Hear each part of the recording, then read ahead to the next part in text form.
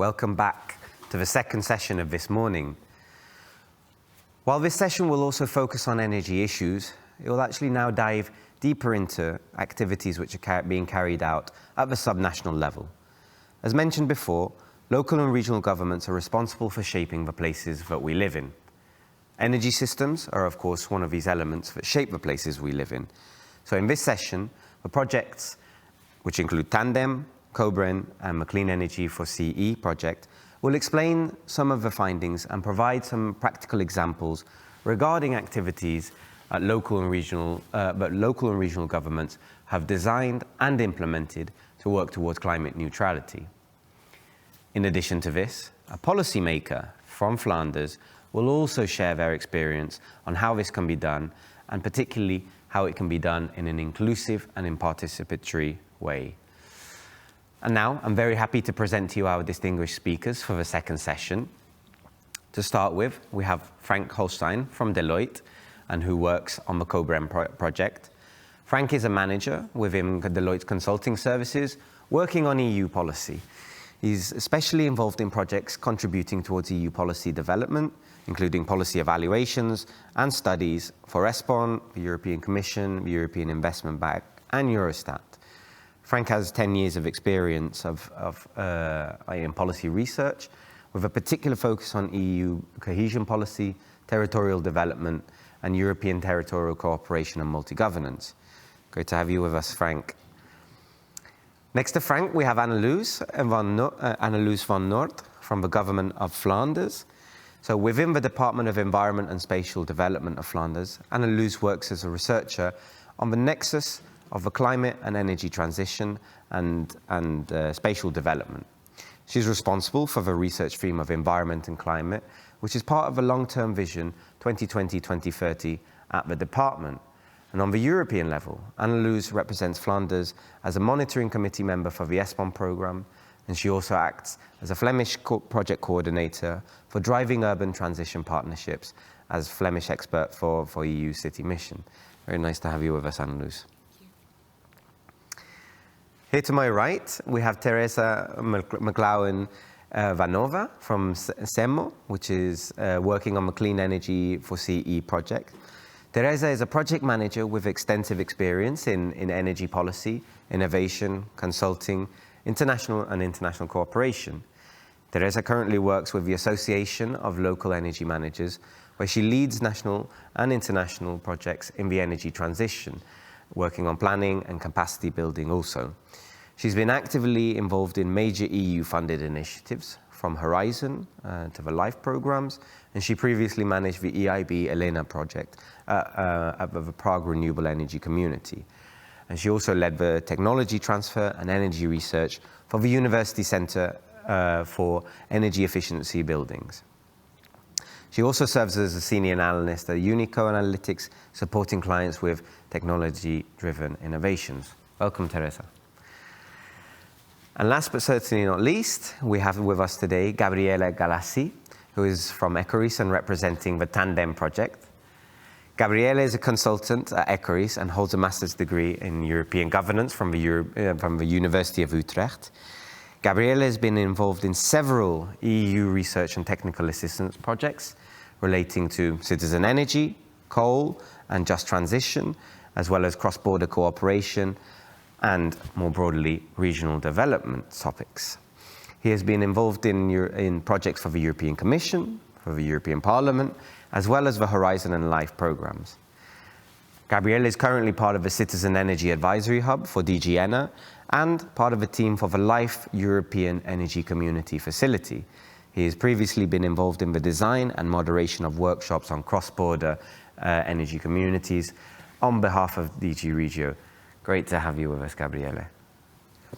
So I'd like to remind all of our online participants to connect with us throughout the course of this session on Slido.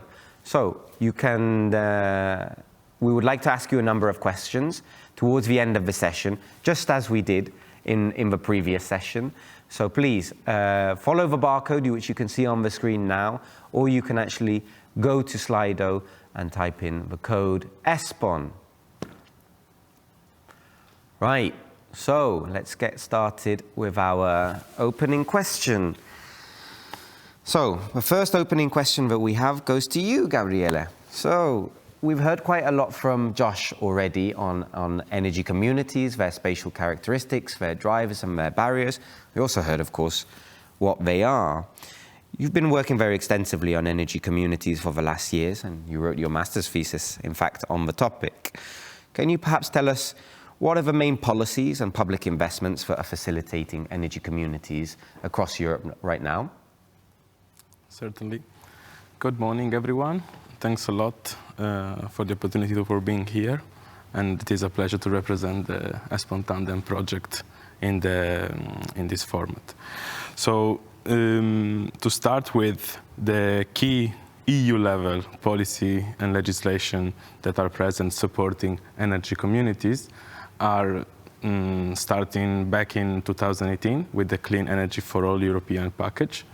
And the two key directives that were launched back then, the RED II and the IEMD.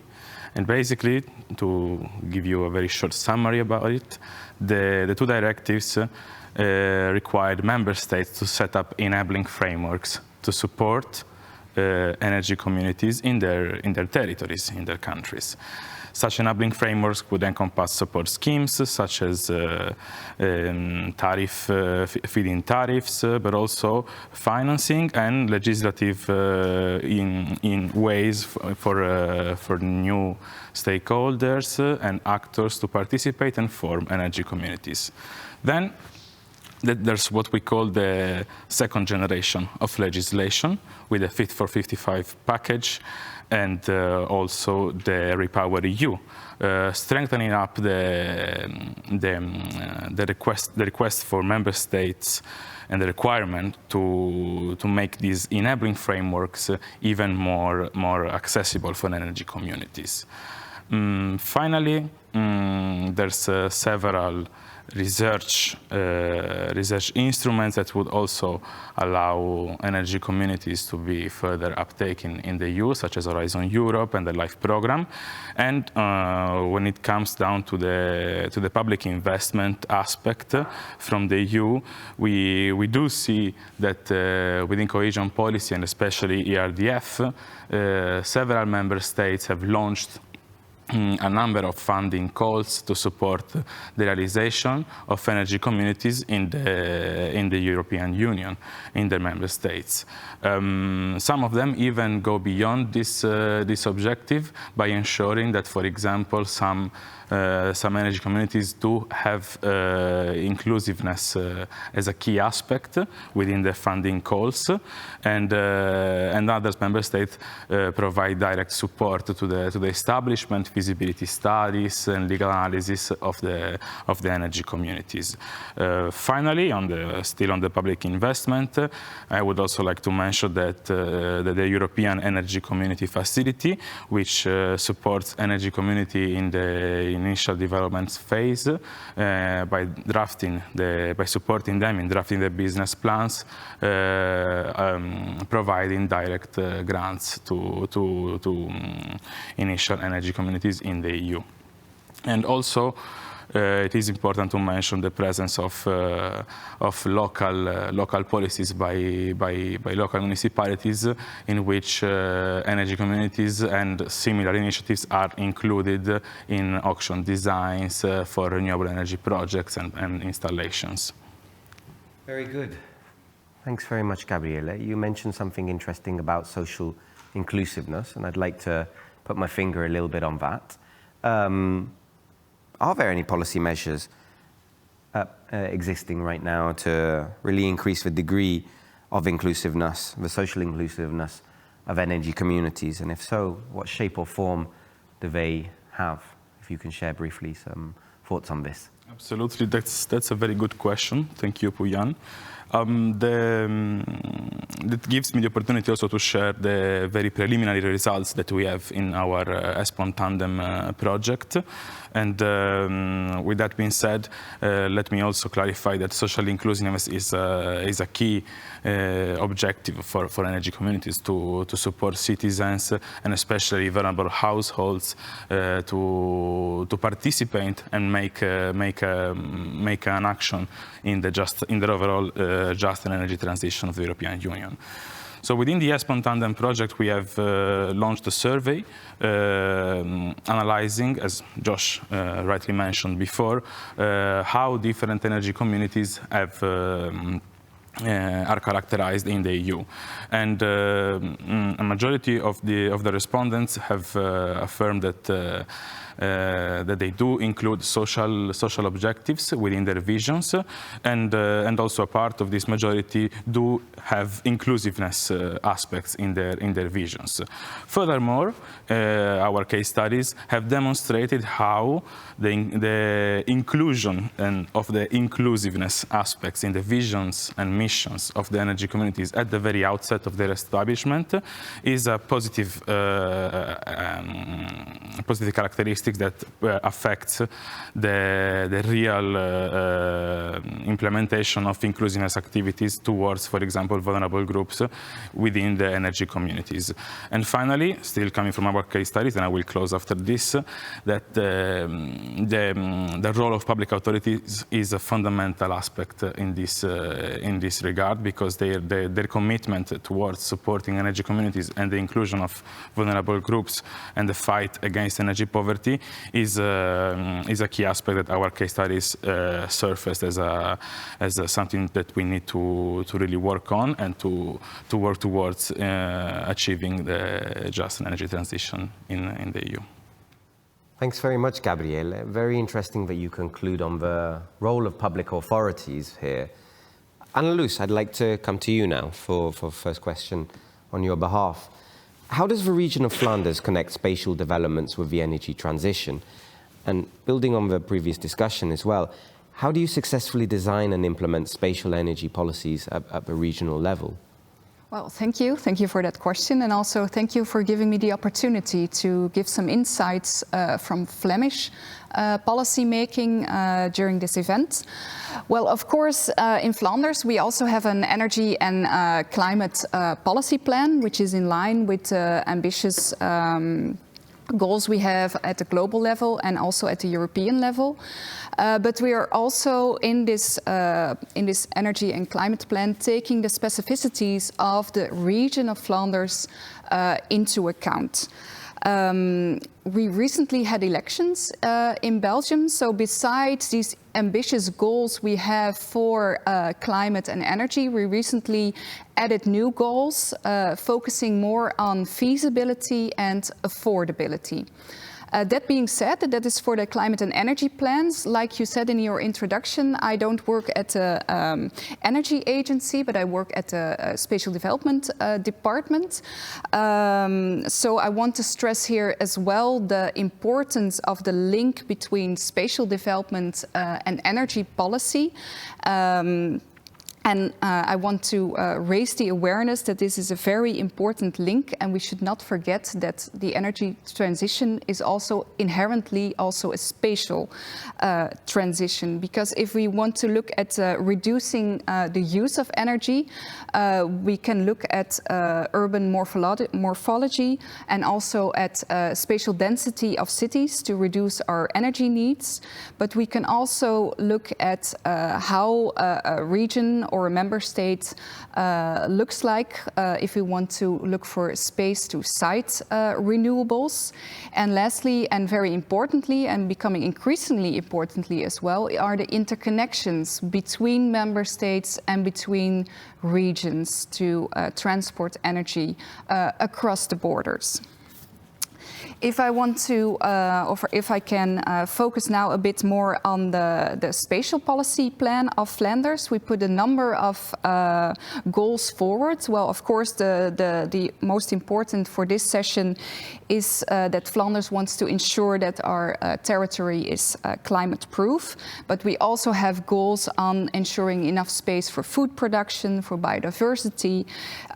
We want to ensure that life is good for all the people in Flanders, but we also want to give them all the opportunities to travel sustainably, so using less energy to move around our region.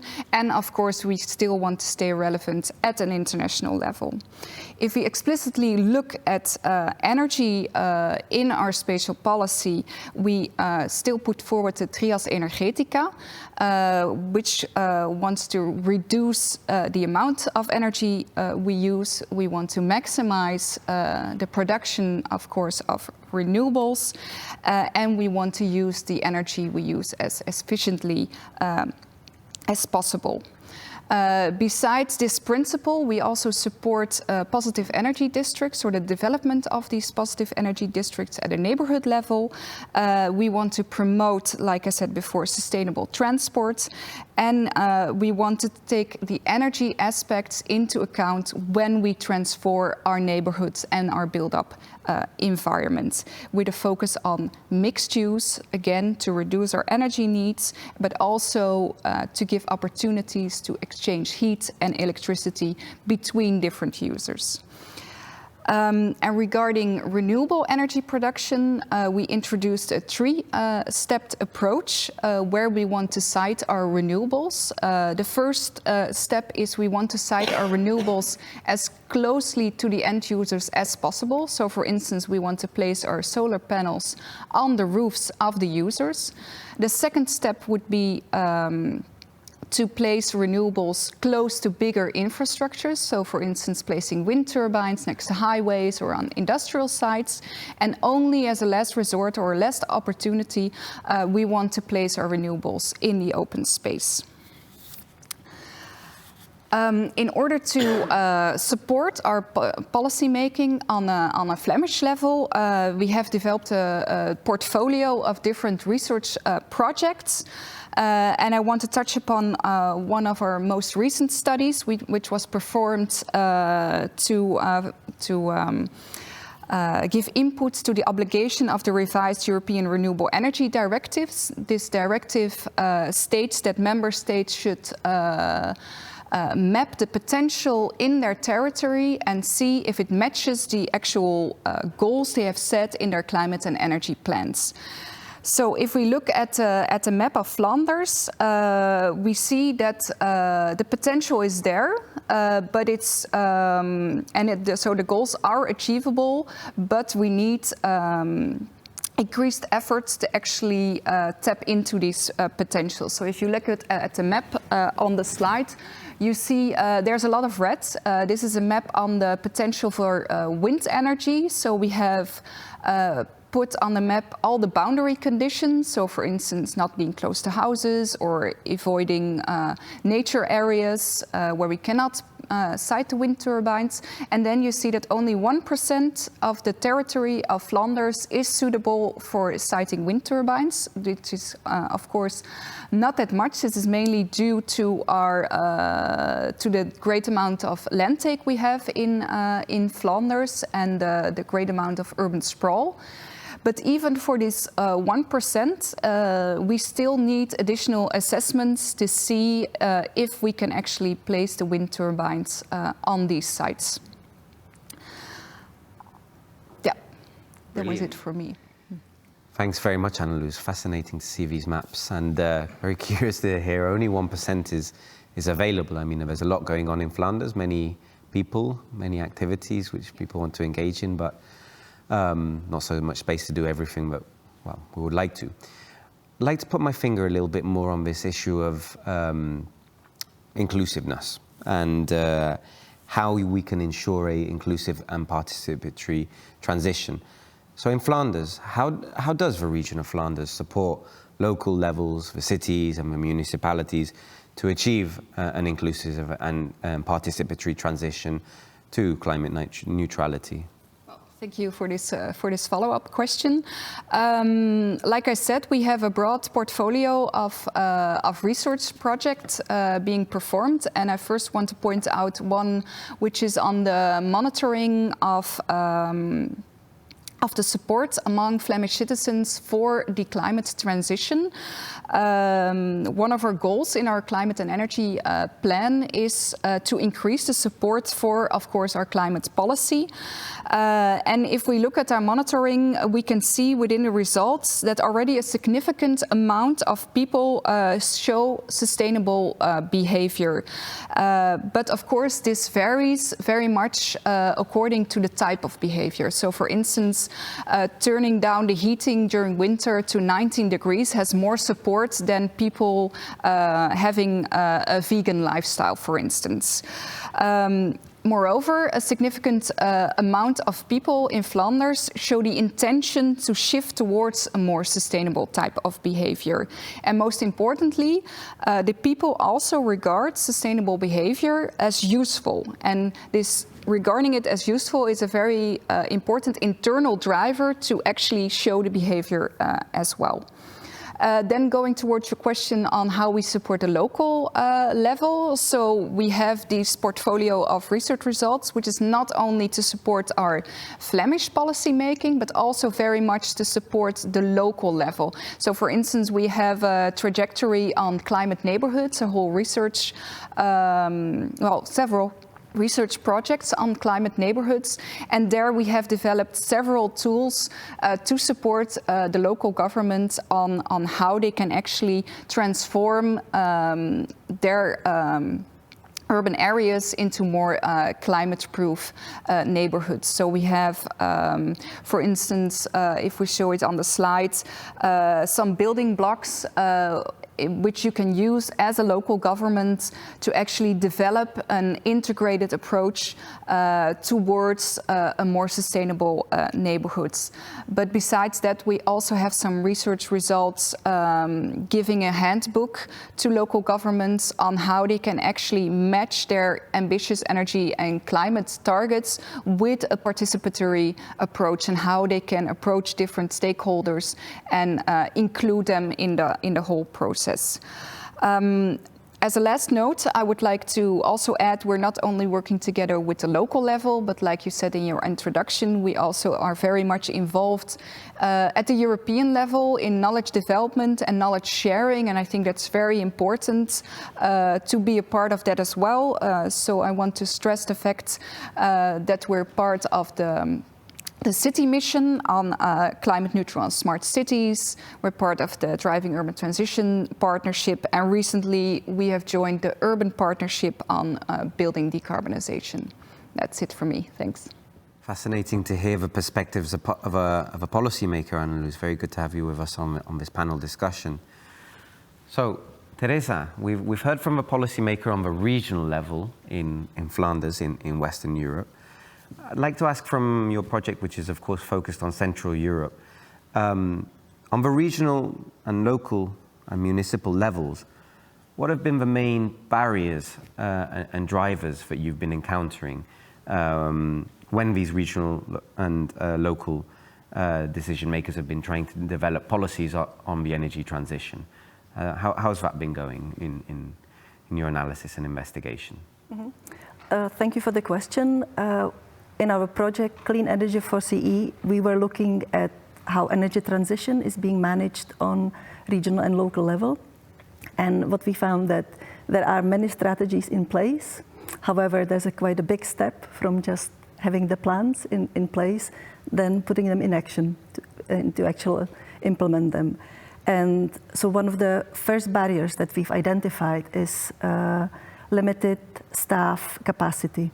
And what I mean by this, in quite a number of local or even regional authorities, these members of staff, they do have quite a broad agenda to cover. So it's not just energy transition. We also talk about spatial planning, mobility. Sometimes it's even waste management. So all these things are kind of put together. And I said agenda, but in some authorities, this is even not recognized as being the agenda itself. Everyone accepts local authorities to kind of do certain steps, let's say even issuing driving licenses. However, energy is always kind of hidden somewhere, and it's up to them to kind of push this forward. The second barrier is access to finance, or funding, I should probably say, because we know that there are financial resources available. What the authorities struggle with are very complex rules.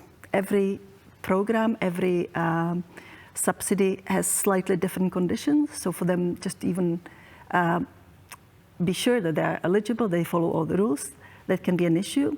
Then it's the co-financing that could be high for some of the municipal budgets, and it's then about prioritizing what actions will be followed up.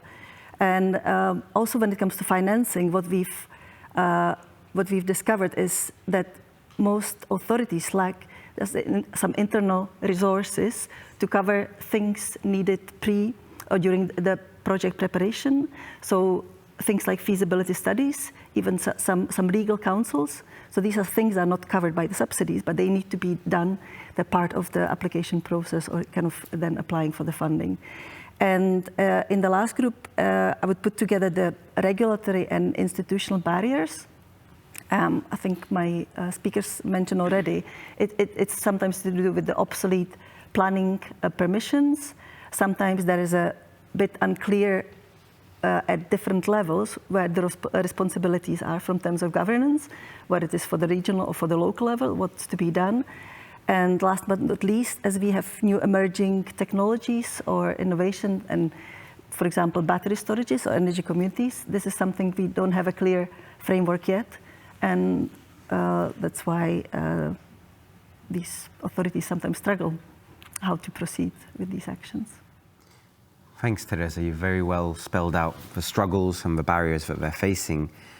In terms of overcoming them, what types of support from the interactions that you've been having during your project with the different stakeholders and the research that you've collected, what types of support are required to really help them overcome these barriers? And yeah, what range do they have? Is it from financial to administrative, or is it legislative? I mean, where do you sense is really the crucial areas to be supporting the local and regional actors to overcome these barriers?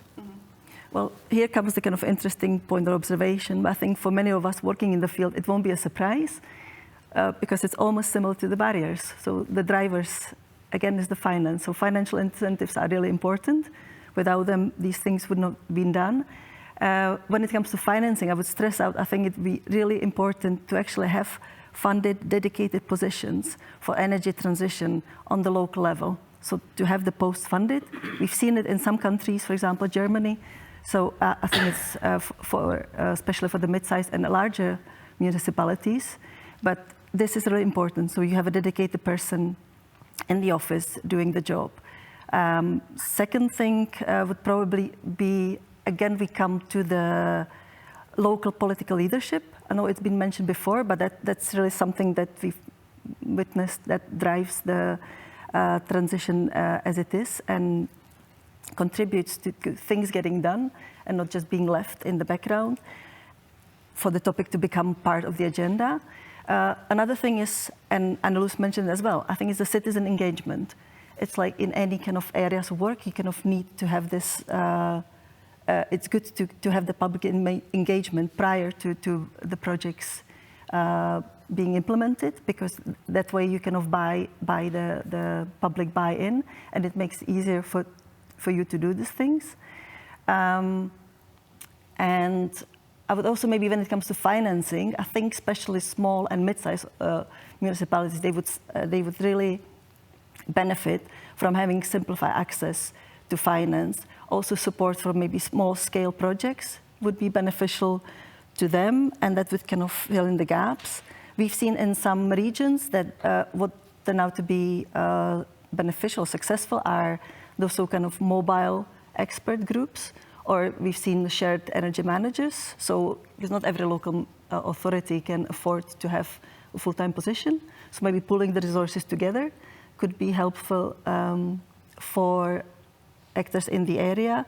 And then I think what is also important and we can see it here, that's why we're here today. It's the participation in international networks, because it gives you, gives you a certain benchmark. It shows the authorities where they are. I think it also kind of eases their maybe fears in, are we doing it the right way? But it also builds up the confidence. And they can learn from their peers how things are done elsewhere, and they can motivate and inspire each other. So that's definitely something I would recommend. Very interesting, Teresa. Thanks. Yes, I think quite some open discussions to be had with the colleagues on some of the drivers and barriers that you've just been mentioning. Perhaps first, before we do open up the discussion, we go over to you, Frank. So I'd be particularly curious to know, in sea use conflicts, these are very often big means of hampering offshore renewable energy development. What good practices did you find regarding the resolution of sea use conflicts in your project? Thank you, Pujan, for the question, and thanks for having the opportunity to talk here about the Cobram project.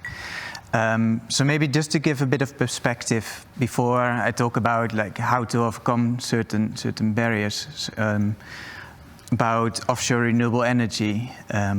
If we think about offshore renewable energy, like today, we have about 37 gigawatts of offshore renewable energy out there on European seas. This is mostly wind power, and we have at European level an objective to scale this up to more than 100 gigawatts in 2030 and more than 300 gigawatts in 2050. So from the European perspective, we want to upscale this a lot, which requires a lot of space. And when we stand on the beach, maybe, we think there is a lot of space. But if you look at the map already, there's a lot of things happening at sea. To go back to European objectives, also at European level, there is also the objective to make sure we protect our seas as well.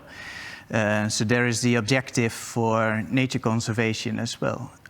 So the European Commission formulated the objective to protect 30% of our European seas, of which 10% is really strict protection. So there are different functions coming together at sea when we talk about offshore renewable energy. And it has to find a place in this different kind of functions. So beyond nature conservation, we also talk about grounds for fishing or military activities, or of course shipping. Most of these kind of functions, there is some interplay with offshore renewable energy. Only for shipping, this is actually a real barrier, where it's like international agreements. When there are clear shipping lanes, we cannot have energy in there. So what you see on the map, the parts which are completely shaded, these are actually the areas with potential for offshore renewable energy.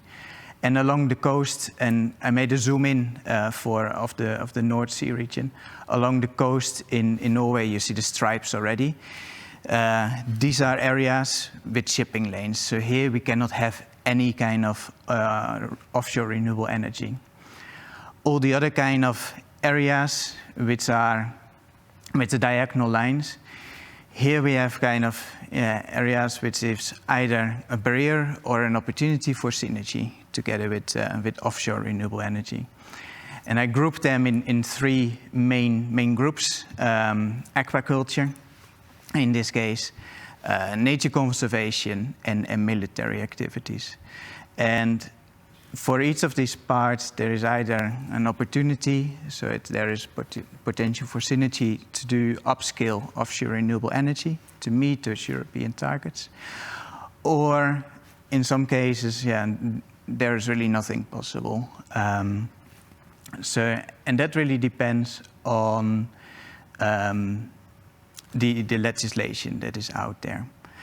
Before I go into that, maybe, if we map all this kind of potential, so we have mapped all the potential around Europe, and if we consider this kind of different functions what are out there on sea, We have also mapped what does it mean, because if we want to achieve those European objectives, if we want to tap really or unlock the potential of European offshore renewable energy, these kind of other functions, they share the same space. So if they would not be there, what would it be in the full potential?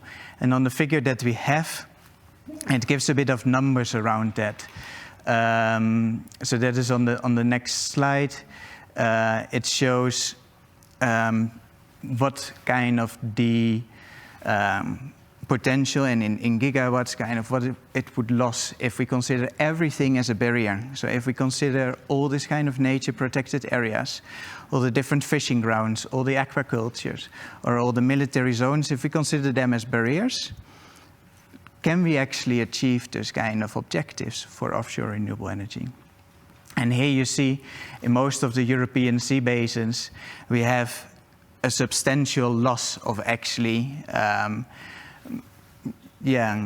using this kind of opportunity of offshore renewable energy. So what can we do then actually about it? So what are the solutions to those kind of barriers that we have? And one key kind of instrument what is out there is maritime spatial planning. So maritime spatial planning is the process which brings together actually the different stakeholders and makes visible the different sea functions which are out there. So it maps all the sea functions that you see here. So from the nature conservation, from the fisheries, aquaculture, military areas, as well as offshore renewable energy, and brings together those kind of stakeholders. So this is kind of a key instrument that brings that all together. So that is one really instrument that really helps to do so. And we have been reviewing different maritime spatial planning plans which are out there in Europe. And there you see also some of the elements which are talked. So most of the maritime spatial planning plans, they talk about fishing as a barrier. Otherwise also, which we observed in 11, for example, or otherwise also about nature conservation as a barrier. When we put that together, what is really helping is actually, we need to actually use the space more in an efficient way so we can combine the different functions. And this is, we would call it multi-use. And this is one way of doing it, which combines those different functions. So we can use a wind farm to also do aquaculture, for example, or we can allow military activities in there. And in the maritime spatial planning plans, we see opportunities in that. From the 23 that we reviewed, 15, they refer to multi-use, or they allow for it. So that is one way of actually, combining it. Still we see very little happening there. So there is still friction in that, multi-use. If we want to use all the opportunities and reach those objectives, multi-use would be an opportunity to do so. Great, thanks very much, Frank. Very interesting to hear. I mean, a personal question I was also going to ask you at the start of, during your presentation was about maritime spatial planning, but you've answered it perfectly yourself, and also very interesting to hear all of these multi-use potentials, hitting two birds with one stone. We've actually got a question from the audience. We have a couple of 2 minutes if you would be so kind to respond to us about, because what you've mentioned is legislation has been often a key barrier. You've been doing quite some case studies in your project, right? Does anything in particular spring to mind at this moment about, a real life example of where legislation has been a major barrier, or has this not been something so closely looked at in the case studies? No, this is definitely something we looked into also in the case studies. And we hear a lot of legal or administrative kind of aspect which challenge a lot of these things. So most of the case studies that we also looked into, they try to use this multi-use concept. So they are developing offshore renewable energy and combine it with different functions. Unfortunately, even though in maritime spatial planning plans, most of the maritime spatial planning plans around Europe, they foresee multi-use, they promote it in the plans, but the legislation and the administrative procedure behind, they are not functioning in most cases. So a lot of the projects that we have looked into, they come a lot across a lot of hurdles to overcome this. So they developing offshore renewable energy. Mostly we have been looking into research projects. They do new types of offshore renewable energy, such as floating wind or testing how to do tidal energy and combine that with other different functions. And they are searching like how to do that, and they come across mostly the legal barriers. Okay, are we allowed in the same zone according to spatial planning plans to do that?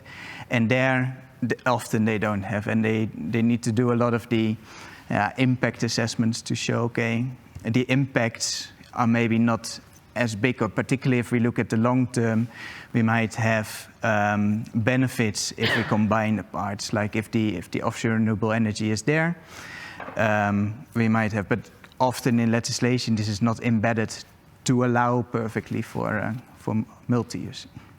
Thanks very much, Frank. And again, to the audience, please do feel free to ask questions on a rolling basis. We might ask them directly to our participants, or perhaps we come to it towards the end. I saw something, I read something in the last months about Belgium, Annelies, that community participation and community ownership of offshore wind in Belgium is now, well, since around 2023, obligatory. I think I read something around 20% of the wind farm needs to be owned on a community basis so that citizens can participate. I'd like to know a little bit more about what we came across here. Could you perhaps share some further information? Indeed, you read correctly in the news. Maybe before I start answering your question, I want to stress the fact that Belgium has quite a small part of sea. So the North Sea, the part of the Belgium North Sea, is really small. And coming back to your intervention, indeed, there's a lot of things happening in that small part. And despite the fact that we have such a small part of the North Sea, Belgium is still in the European top of producing energy from offshore wind. So I think we're doing quite good regarding that. So in the past we had some plots in the North Sea where offshore wind has been developed. We now recently have new plots. And since November last year, there has been a tender in the market to develop one of those newer plots. And indeed, one of the obligations within the tender is that there is citizen participation for the development of that plot for offshore wind energy. Like I said, we recently had elections, but our former minister, our federal minister for energy, was very much convinced about the benefits of citizen participation in offshore wind development. So that's why she added this obligation within the tender. We do not know at the moment what the result will be. The tender will be closed at the end of this year, so it will be quite some time before we know what will actually happen. But yeah, it will be quite interesting to see how the citizens' participation will be part of offshore development. Very interesting innovation that we're seeing in Belgium. I'm sure many in Europe will be following closely. Gabriele, you work quite extensively on the energy community topics. Will we see energy communities being powered by offshore wind, or what are your reflections on the developments that Annelies has shared with us? Certainly, it is an interesting point on the citizen participation and community ownership in offshore wind and more general in renewable energy plants. From our perspective, we do think that public acceptance is certainly strengthened by this type of approaches, and the inclusion of these elements in auctions and tenders favors an increased local buy-in of the renewable energy plants. There are also other examples, not directly related to offshore wind energy in Europe, about the inclusion of mandatory conditions for community ownership of renewable energy plants, especially in Spain. There is a number of between 4 and 5 regions, autonomous communities, that do require the project developers to reserve at least 20% of the project for the local community. So indeed, community ownership and citizen participation looks like one of the good ways to achieve public acceptance, and let's be hopeful about the future as well. Great. Frank, this is also relevant to your project, right? What are your thoughts and reflections? Is this the right way forward? Do you have any concerns? What's your honest reflection on this? Well, I think it's definitely important. So mostly in the case studies, we see very much an emphasis on social acceptance. Also, when you talk about the different C functions, how to make sure that everybody is happening. When you talk about citizens' participation, literally in the project, one very clear example comes in mind of one of our case studies, exactly funded and financed and initiated by a community. This is the Middelgrunden wind farm in Denmark, close to Copenhagen, which is developed by a community. They have more than 8,500 members. As far as I know at the moment, and they do it together with the utility provider. So the utility provider really helps them in setting up the framework and facilitating them a lot in different aspects. And the community is there to support the full project. So this is an actually part which is existing, a park close to Copenhagen. Great. So, time to come back to our dear audience. We would like to ask a number of questions relevant to the discussions and presentations we've just been having. So again, I kindly invite you all to re-engage with us on Slido with the QR code, or of course going to slido.com and then inserting ESPON. We can start with the first question, and a relatively simple one to answer to, we hope. So the question is, what level of decision making is the most appropriate for designing policies for the energy transition? You have 4 options: for national, regional, European, or local levels. I should understand that you can make more than one selection. So yeah, please do share your thoughts. We already have quite a number of responses already to discuss with our panelists. So as the results are feeding in, national level, who would agree with the national level being most appropriate? Our participants seem to be in favor of this. Anyone from our participants, or if not, which one? Well, Anna-Luce, you work on a regional level. Yes, do you think that, Anna-Luce, in a personal capacity, that...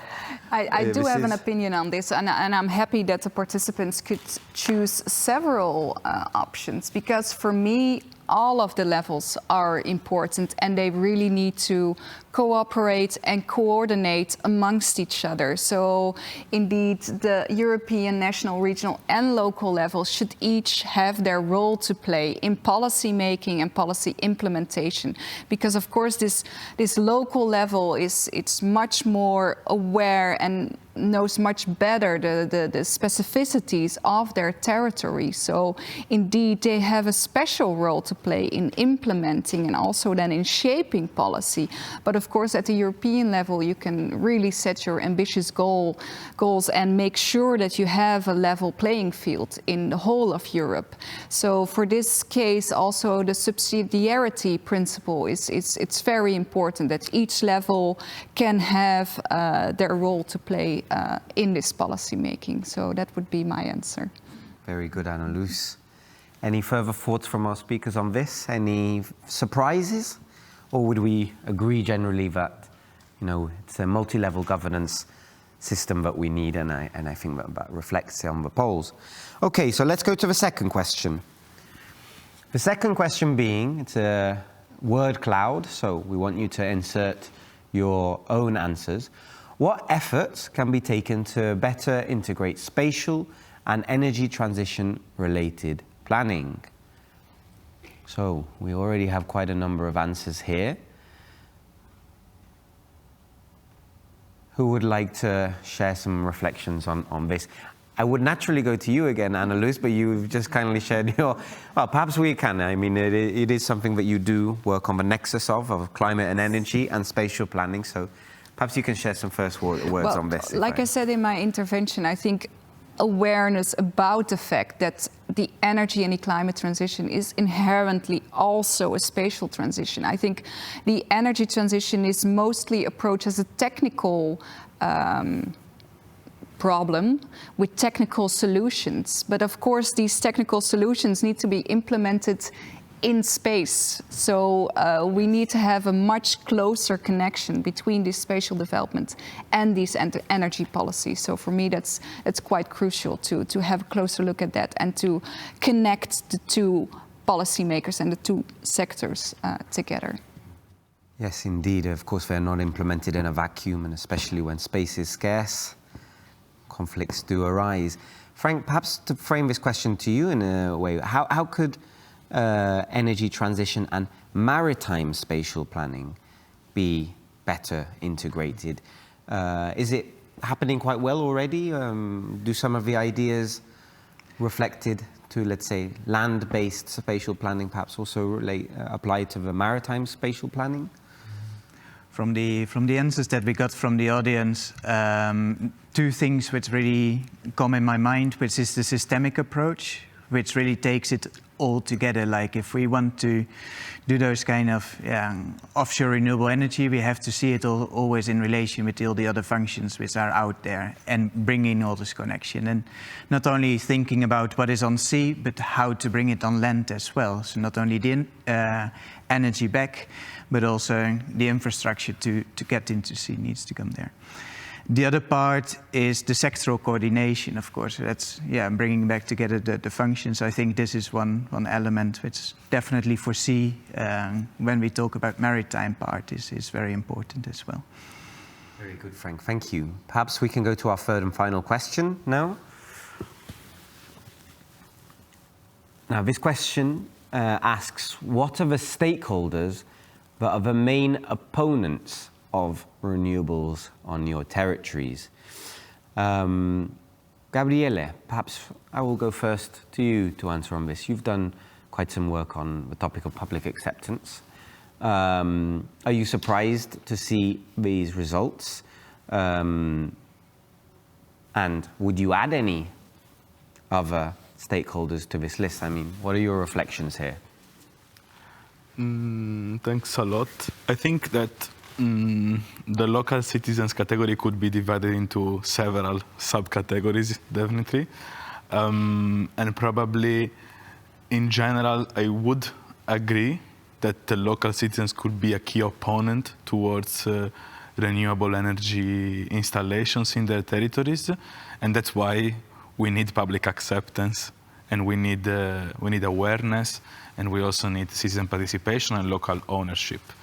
On the other hand, I would also add some other stakeholders to this list, especially I would divide the NGOs category between those that are defending and the biodiversity conservation and nature, and those that are, for example, focusing on the cultural heritage and historical heritage of specific territories. There are several member states in Europe that do have this type of issue in dealing with historical heritage and renewable energy planning.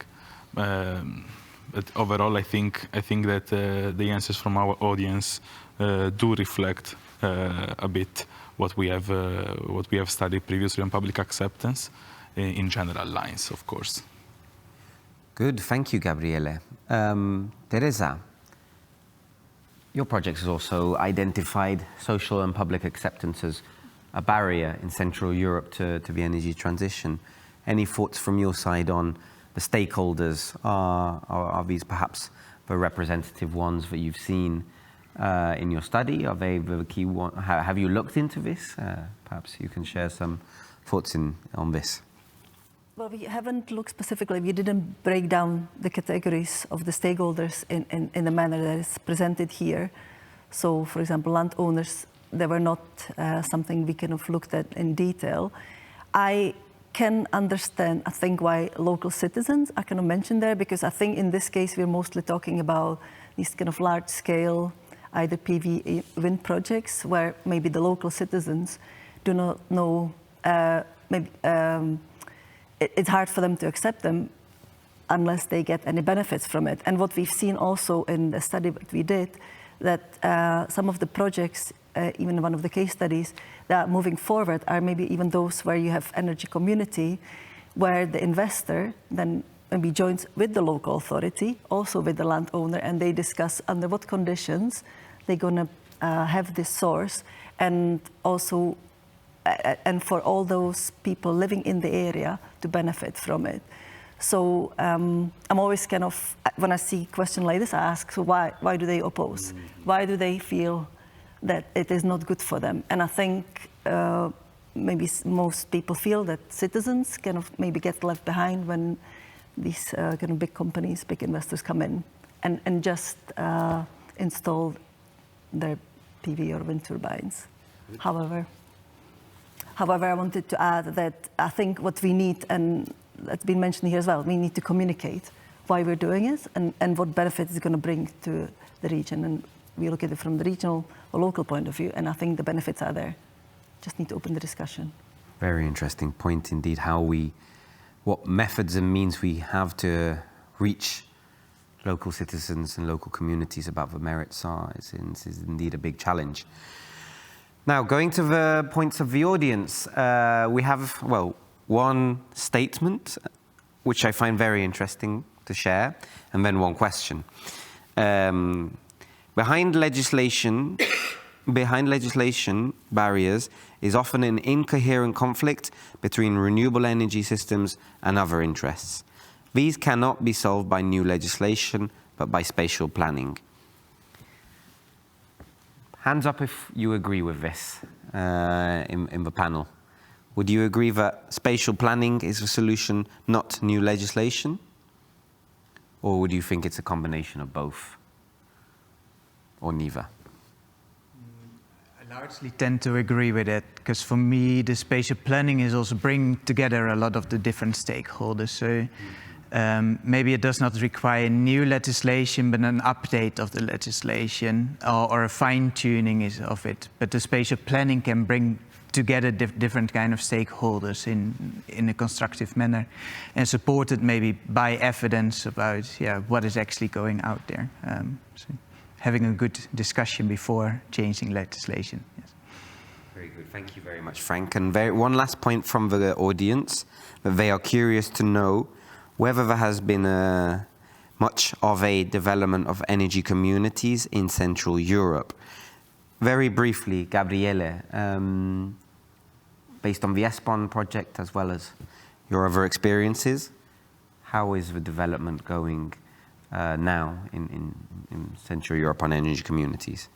Certainly, with respect to the last years, the development of energy communities in Central and Eastern Europe is proceeding at a nice pace. We have seen several models and several projects being born in Central and Eastern Europe, especially in the Czech Republic and in Poland in the last 2 to 3 years. And thinking about Espon Tandem very briefly, we did analyze via case study a super interesting project in the Opava region. About an energy community that was established and led by a local action group, and it is actually one of the very few cases in Europe of a real step-by-step energy community established following community-led local development approaches. And so I really recommend to read through the case study of the Enercom Opavsko once ready, because it is very much an interesting approach to the establishment of energy communities in Europe. Very much agreed, Gabriele. Thank you very much. I'm afraid that's all we have time for in this discussion, and I would really like to thank all of their speakers for their participation, and again, for the great work which they're carrying out in the projects or in your territories. We really look forward to seeing the full results of the projects once they are published, and seeing how we can take the results forward. We're taking another short break, and we'll be back at 12, so in 15 minutes, for the third and final session of the morning, discussing transnational and cross-border cooperation to support the energy transition. So thank you very much all, and please do stay with us, and we hope to see you participating actively again online in the third session.